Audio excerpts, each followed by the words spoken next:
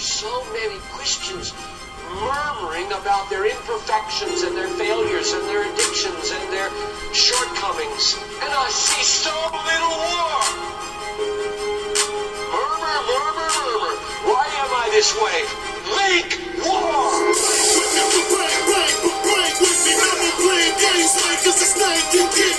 So man, if you in Christ, finger on your cross quickly. Feelings on the front line, time to come with it. Do the right thing, wake up and let's get it. I ain't even in the ring, they throwing balls like Riddick. Consistently attacking me, they even in the back of it. You see the fight, I lose my life, and I can't take these precedents. What you think I'm about to do? I got to do what I can do. Trust the one who got me through and fight like it. How you guys doing? Jason here, FEMA Region 5, giving my Facebook article updates for September 19th, 2013. We'll jump right in it.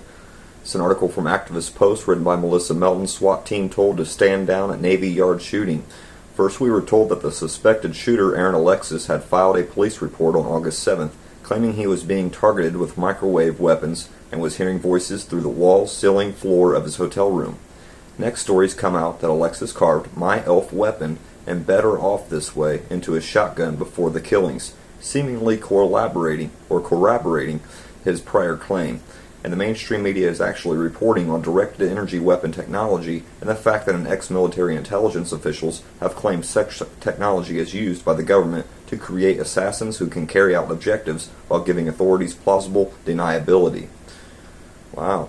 Now the BBC is reporting the Containment and Emergency Response Team, the CERT, a SWAT team specifically trained in active shooter scenarios, was told to stand down. 9/11 sound familiar? NORAD stand down orders.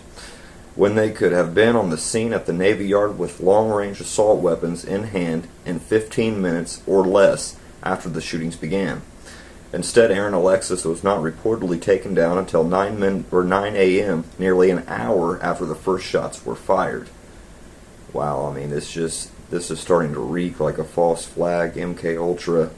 I mean, the Unabomber, that's publicly came out, the Unabomber was part of the MK Ultra plan. I mean, this is coming out with all these people with military special clearances, psychiatric drugs, hearing voices. I mean, it's getting pretty nuts. We'll move on. YouTube video, youtube.com, Biden, the affirmative task before us is to create a new world order. Give this a listen. The affirmative task we have now is to actually create a new world order.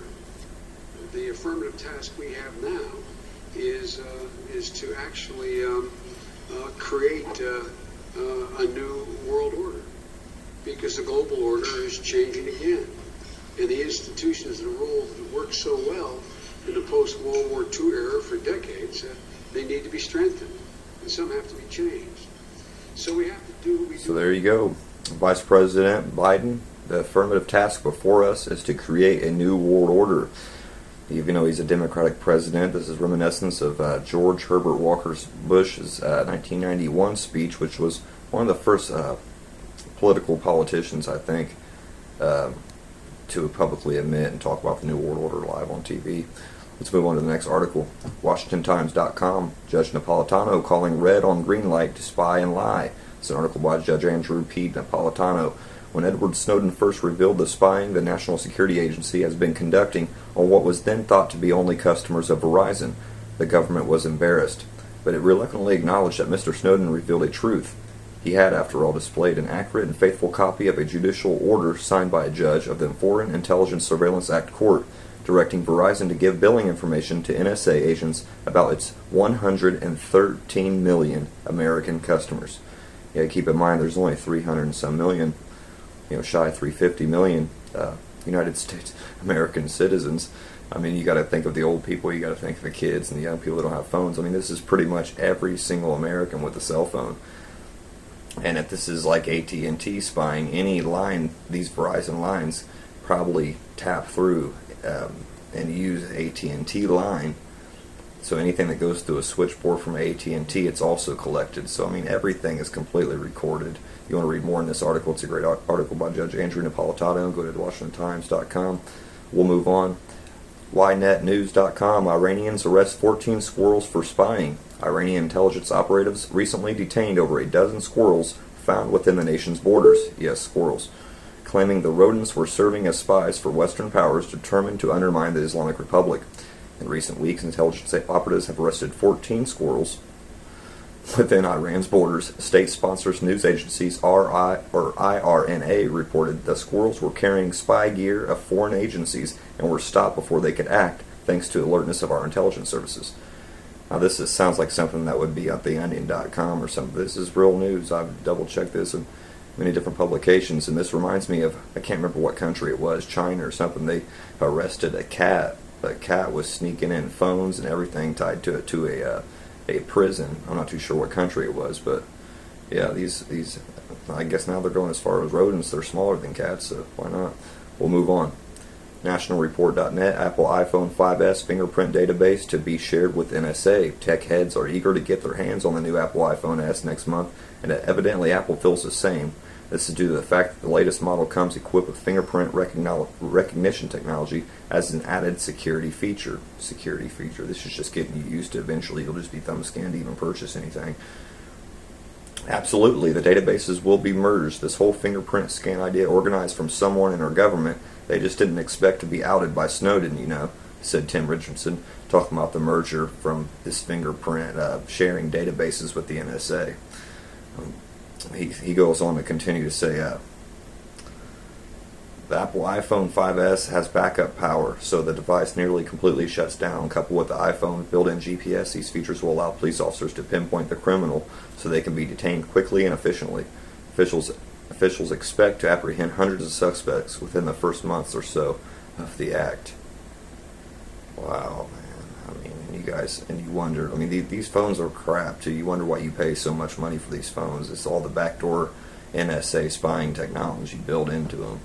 My wife, she has the iPhone 4S for her company she works for. And, it's a piece of crap phone, and I'm glad she's leaving that company so she won't have the extra ultra iPhone 5S spy toy for our house to be monitoring what I'm doing. Let's move on. USAToday.com, fire explosion rocks Oklahoma chemical plant. A fire and early morning explosion Thursday at an industrial facility rocked the area around the small town of Thomas, Oklahoma in Custer County, but caused no injuries according to local media. KWTV News 9, citing police, said about 10 families living near the Danlin plant were evacuated. KOCO reports that a 4-mile area around the plant was cleared. Wow, this was just, I think it was, Oklahoma, Texas, Arizona had a huge chemical plant explosion just this last spring. Let's move on. Last article for you. BearingArms.com, dead criminal's family whines that Dallas homeowner didn't warn home invader before shooting him. Wow, it doesn't get any stupider than this. Lakeisha Thompson sports a particular warped view of the entitlement mindset. An elderly man shot and killed a would-be burglar inside his Oak Cliff home. Police say the homeowner saw Dafon Pipkins, 33, trying to climb into the window and fired his weapon at least once at the intruder. The homeowner is legally protected by the Castle Doctrine, which allows a person to defend his or her home against an intruder. It means they don't have to retreat once someone comes in their home, Sergeant Calvin Johnson, Dallas Police Department said. You have the option of using deadly force if you believe your life is in danger. After police notified relatives of Pipkin's death, some showed up at the house. They were upset and questioned the homeowner's actions. He could have used a warning, Lakeisha Thompson, Pipkin's sister-in-law, said. He could have at least let him know that he did have a gun on his property and he would use it in self-defense. Pipkins had a lengthy criminal record. He served time in prison and was convicted of theft, possession of controlled substance, and a criminal trespassing. It does bear noting that the homeowner had been robbed repeatedly before this incident. Well, that's the last article for you for September 19th, 2013. Jason Kuhn, FEMA Region 5, clocking out for you. I'll leave you with a song I brought you in on. Never giving up, steady, standing on the battlefield. Beat firm to the ground like I stepped on champion. Flesh feeling frisky, seeing persuasion keeps me. Same chance me on, guilt followed by conviction. It's the same old trap, how we fall like we can fix it. Focus and just growing wisdom, firm and be relentless. Cause seeing never sleeps, it's got me in a trance. You can see